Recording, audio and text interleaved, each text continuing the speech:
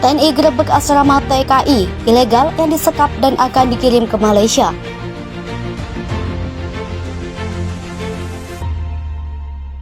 Mana sebelumnya saya sampaikan ada sekitar 1428 itu yang ketika saya di Malaysia beberapa waktu yang lalu, karena pertemuan ini juga sekaligus follow up dari yang sudah saya lakukan di Malaysia kemarin.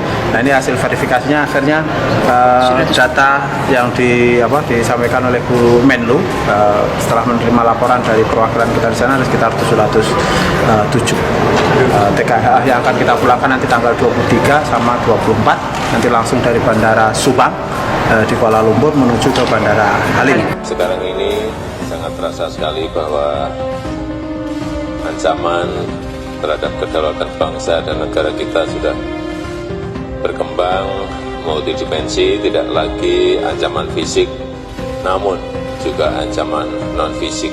TNI Angkatan Laut penggerebek gudang tempat penampungan TKI ilegal di Tanjung Balai, Kabupaten Asahan, Sumatera Utara pada hari ini. Para TKI itu akan diberangkatkan ke Malaysia melalui keterangan tertulis Komandan Pangkalan TNI Angkatan Laut Tanjung Balai Asahan Letkol Laut mengatakan petugas gabungan Lanal Tanjung Balai Asahan telah melakukan penggerebekan pada pukul 01.30 WIB. Petugas menangkap sedikitnya 75 orang di gudang penampungan milik warga Malaysia berinisial RR. Ungkapnya seperti dikutip Antara. Dia merinci pekerja migran itu terdiri atas 47 orang laki-laki dan 28 orang perempuan. Para calon TKI itu telah didata dan dilimpahkan kepada pihak kepolisian guna diproses lebih lanjut. Terpisah Panglima Komando Armada 1 Laksamana Muda TNI mengatakan keberhasilan penangkapan itu tidak terlepas dari informasi masyarakat dan bekerja sama antar instansi terkait di wilayah Tanjung Balai. Arsyad mengatakan berdasarkan pemeriksaan sementara tidak ada dugaan keterlibatan prajurit TNI AL dalam upaya kegiatan ilegal itu. Namun demikian, bila dalam pemeriksaan lanjutan ditentukan dugaan personil TNI Angkatan Laut terlibat, maka akan ditindak tegas sesuai ketentuan hukum yang berlaku. Arsyad menegaskan komitmen TNI AL sudah sangat jelas dan tegas, tidak ada kompromi dengan segala bentuk upaya yang mengancam kedaulatan termasuk tindak pidana dan pelanggaran di laut. Belakangan marak penyelundupan ratusan TNI ilegal ke Malaysia melalui jalur laut dari sejumlah titik, terutama Pulau Sumatera. Beberapa kapal TKI ilegal itu bahkan tenggelam di tengah perjalanan hingga menyebabkan korban jiwa. Setelah diselidiki, mereka tidak menggunakan penyalur resmi untuk dapat bekerja di Malaysia. Selain itu, banyak PMI yang tak dilengkapi dengan surat-surat resmi ketika datang ke Malaysia sehingga dianggap pendatang ilegal. Kasus terakhir ialah saat 5 WNI tewas tenggelam akibat kapal karam di Malaysia.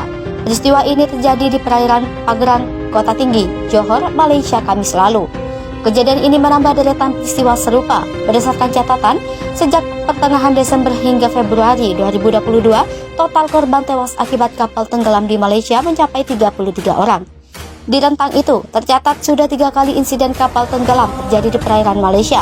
Kapolri Jenderal mendorong pembentukan tim koordinasi atau wadah kerjasama dengan Malaysia soal TKI ilegal. Jangan sampai kasus TKI di Malaysia jadi bom waktu, karena banyaknya pengiriman TKI ilegal dengan tidak disertai dokumen lengkap.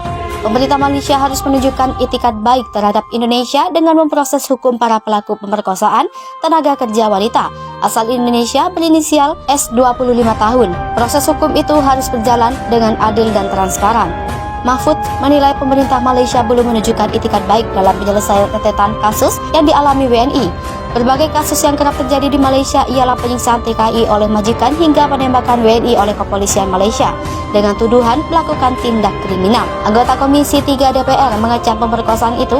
Politisi PDI Perjuangan itu mendesak agar KBRI di Malaysia segera turun tangan, melakukan perlindungan dan pembelaan terhadap korban.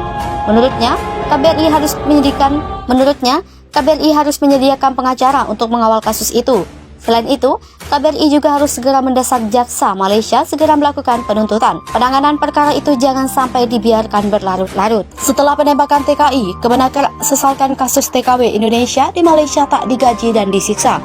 Kementerian Ketenagakerjaan mengutuk keras kerja paksa yang dialami tenaga kerja wanita Indonesia di Malaysia yang kembali terjadi. TKW yang bekerja sebagai pekerja rumah tangga itu tidak digaji bertahun-tahun. Sekretariat Jenderal Kemenaker Anwar Sanusi mengatakan, tindakan tersebut merupakan bagian dari bentuk penyiksaan yang dialami oleh para pekerja migran ini. Karenanya, ini bukan sesuatu yang bisa dibiarkan. Kementerian Luar Negeri Malaysia pada Senin 9 April 2022 pun telah memanggil Dubes RI untuk Malaysia Hermono guna meminta klarifikasi lebih lanjut menyusul beberapa pemberitaan media yang mengutip pernyataannya terkait hal itu. Usai pemanggilan itu, mereka menyatakan telah tercapai kesepemahaman sehingga kedua belah pihak perlu berkomitmen terus melakukan pendekatan positif dan konstruktif dalam menangani permasalahan terkait rekrutmen dan perlindungan PRT Indonesia. Kami di sini sangat menjaga dan mengkhawatirkan kasus ini semakin melebar, sehingga menimbulkan emosi besar warga seluruh Indonesia. Anwar mengaku pemerintah Indonesia mempercayakan Duta Besar Indonesia untuk Malaysia itu dalam menyelesaikan permasalahan ini.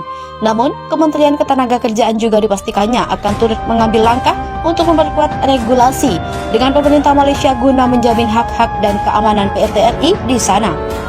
Menurut Free Malaysia Today, baru-baru ini Hermono dikabarkan mengeluhkan perlakuan buruk yang diterima oleh TKW di negara tersebut dalam membandingkan situasi di Singapura, di mana hampir tidak ada kasus pelecehan serupa yang dilaporkan terhadap warganya di negara tersebut. Hermono mengatakan, banyak kasus PRT Indonesia di Malaysia yang dipaksa bekerja pada majikan selama bertahun-tahun tanpa dibayar. Bahkan ada yang bekerja lebih dari 1 dekade dalam keadaan seperti itu. Dia mengatakan pembantu rumah tangga dari negaranya juga menghadapi masalah dengan dokumen identitas yang disita oleh majikan mereka, jam kerja yang panjang tanpa cuti, dan kekerasan fisik. Kasus pekerja paksa Malaysia dan kekerasan dan ancaman minat investor. Praktik kerja paksa yang ditengarai banyak dilakukan produsen besar di Malaysia, membuat perhatian dunia bisnis global. Hal ini dikhawatirkan akan berpengaruh pada investasi langsung negara dengan produksi minyak sawit terbesar. Kekhawatiran adanya perilaku tidak manusiawi terhadap tenaga kerja di Malaysia mulai center dalam 2 bulan terakhir berlanjut menyebar dari industri kelapa sawit ke bisnis lain. Permasalahan ini utamanya merugikan pekerja yang kebanyakan hidup dalam kondisi yang miris. Di sisi lain, kasus ini juga akan mempengaruhi investasi langsung dan mematikan kesepakatan kontrak. Kepala Ekonom dan Kepala Riset AMB Holdings BHD di Kuala Lumpur, Anthony Das, mengatakan praktik kerja paksa oleh perusahaan berdampak nyata pada perekonomian satu bangsa. Praktik tersebut merugikan investasi asing langsung dan kesepakatan kontrak, sekaligus mengurangi permintaan barang dan jasa perusahaan. Direktur Senior Ekuitas Afin Wang Asset Management di Kuala Lumpur mengatakan Gan Eng Peng menilai praktik tersebut juga mempengaruhi pasar ekuitas negara. Indeks saham acuan Malaysia turun 3,7% pada tahun lalu karena ukuran ekuitas global naik 17%. Ukuran ekuitas negara Asia Tenggara telah jatuh dalam 6 dari